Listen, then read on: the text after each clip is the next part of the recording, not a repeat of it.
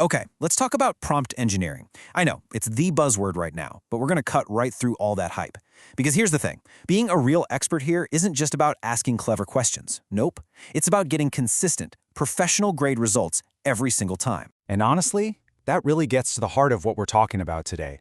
What is the difference between, just tossing a question at an AI and actually giving it a job to do, a real complex job?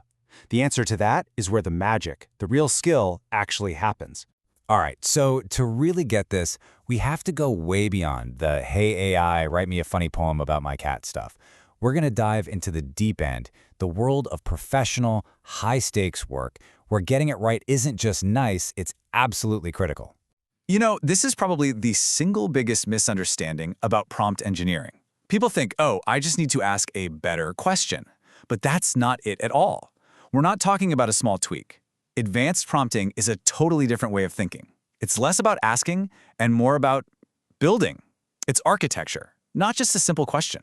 So here it is. This is the big idea, the mental shift you need to make. Stop thinking of a prompt as a question. Start thinking of it as a blueprint. I mean, think about it. You wouldn't tell a builder, build me a house, right? No way. You'd give them detailed blueprints, a list of materials, you'd tell them about the building codes. That's exactly what we're doing with the AI. And this slide just lays it out perfectly. Look at the left. Write a contract. Okay, you're going to get something super generic, probably useless, maybe even wrong. But look at the right side. That is a blueprint. You're telling the AI, okay, you are now a corporate lawyer in California. Boom, persona assigned. You're giving it specific legal codes to follow, payment terms, even an NDA clause. You've put guardrails on it. You've constrained it to build one very specific, very useful thing. So if you take one thing away, let it be this. This is all about building tools.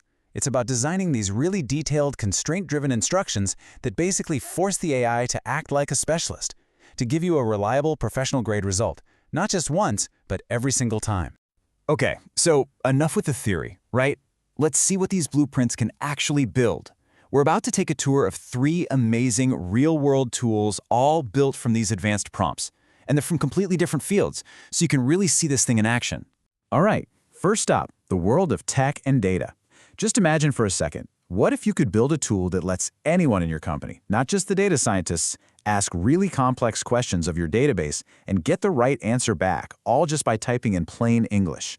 Okay, now look closer at this, because what's so cool here isn't just getting the numbers right, it's the other commands. Use CTEs, format as snake_case. These aren't about the answer, they're about professional coding standards. It's about making the code clean and maintainable.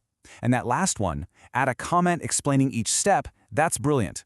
It makes the AI justify its work. So what you get back isn't just a query, it's a piece of code you could actually use in a real project.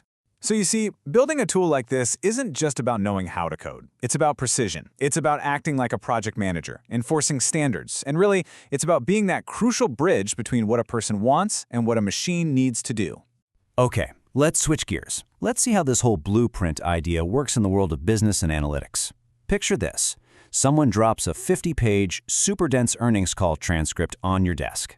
An AI can totally help you with that, but only if you give it the right blueprint. And check out these instructions. This isn't, hey, summarize this for me. No, this is demanding specific things. Find me exactly 3 risks and 2 opportunities. Rate the competitor sentiment on a scale. And the formatting, put it all in a table. But that last one, use direct quotes as evidence, that is absolutely golden. It forces the AI to prove its work, to tie everything back to the source document. That's how you fight against the AI just making stuff up. So what you're seeing here is a completely different set of skills, right? This is about being a master synthesizer, taking a wall of messy text and turning it into clean, actionable intelligence.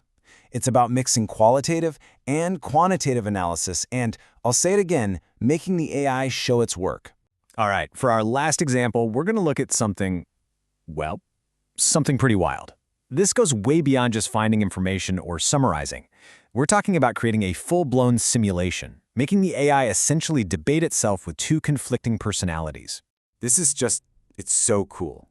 The blueprint here tells the AI to become 2 different people at once, a climate scientist and an economist, with totally opposite points of view, and each one has rules. They have to use stats to back up their claims, and they have to argue directly against the other's points.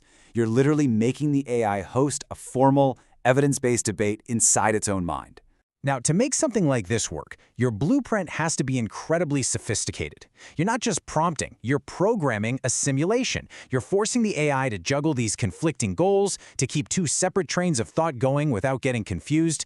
I mean, this is really pushing the boundaries of what's possible. So, okay, we've seen some amazing examples of what's possible. But the big question is, how do you go from just being able to build these cool tools to actually being seen as a specialist, an expert in this field? Well, it all comes down to how you showcase your work. And here's how you do it. Step 1. Don't just tell people, show them. Build a portfolio website where they can actually play with your tools. Step 2. Get your work on GitHub. Share your prompt templates, your blueprints, show people your process. And step 3, and this is maybe the most important, write case studies. Don't just explain what the tool does, explain the impact it had. Something like, this tool cut down the time to draft a legal document by 40%. That gets attention. And that really brings us to the final, most important point. At the end of the day, this isn't about writing clever prompts just for the sake of it. It's about solving real problems for real people. When you pick a niche, say legal tech or financial analysis, and you focus on delivering results that you can actually measure, that's when you cross the line from being a hobbyist to being a true professional. So I want to leave you with a question. Think about your own job, your own field. What's that one task? You know the one, the complex, repetitive thing that could be made so much better with a smart tool. What would the blueprint for your personal AI assistant look like?